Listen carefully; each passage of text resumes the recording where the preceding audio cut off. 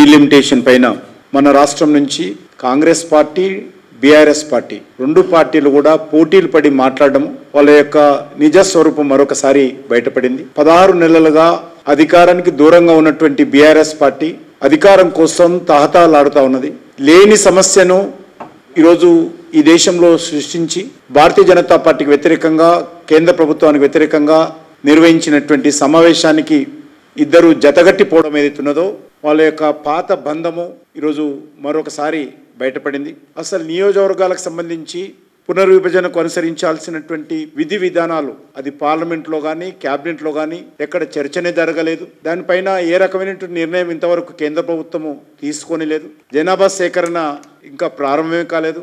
ఈ యొక్క అవకాశవాద పార్టీలన్నీ కూడా దక్షిణాదికి అన్యాయం జరుగుతుందని తప్పుడు ప్రచారము బురద జల్లేటువంటి ప్రచారం చేస్తా ఉన్నారు. ఒక దిగజారుడు రాజకీయాలకు తెరలేపేటువంటి ప్రయత్నం చేస్తా ఉన్నారు. తమిళనాడు ముఖ్యమంత్రి గత 4 సంవత్సరాలుగా ఒక అవినీతి పాలన, ఆ తండ్రి కొడుకుల ప్రభుత్వము ప్రజలలో వ్యతిరేకత కూడగట్టుకున్న నేపథ్యంలో డీలిమిటేషన్ పేరుతో భాష పేరుతో తప్పుడు ప్రచారం చేస్తా ఉన్నారు. దక్షిణాది రాష్ట్రాల అభివృద్ధి మీకంటే మా మీద ఎక్కువ విశ్వాసంతో ప్రజలు మా వైపు చూస్తున్నారు. వారి సంక్షేమం కోసం చిత్తశుద్ధితో మేము కృషి చేస్తా ఉన్నాం, భవిష్యత్తులో కూడా చేస్తాం. భాషల పేరు మీద మేము భారతీయ జనతా పార్టీని నడపాలనుకోవడం లేదు. అంకిత భావంతో పనిచేస్తా ఉన్నాం. కుటుంబ పార్టీలు, అవినీతి పార్టీలు, అసమర్థ పార్టీలు మూటాగా ఏర్పడి ఒక సమర్థవంతంగా దేశాన్ని ముందుకు తీసుకెళ్తున్నటువంటి నరేంద్ర మోడీ గారి ప్రభుత్వం పైన దుమ్మెత్తి పోసేటువంటి ప్రయత్నము, బురదలేటువంటి ప్రయత్నం చేస్తా ఉన్నారు. ఒక ప్రధానమంత్రిగా నరేంద్ర మోడీ గారు దేశంలో ఉన్నటువంటి అన్ని రాష్ట్రాల అభివృద్ధి జరిగితేనే దేశం ముందుకెళ్తుందన్నటువంటి ప్రగాఢమైనటువంటి విశ్వాసంతో ఆయన పరిపాలన చేస్తూ ఉన్నారు.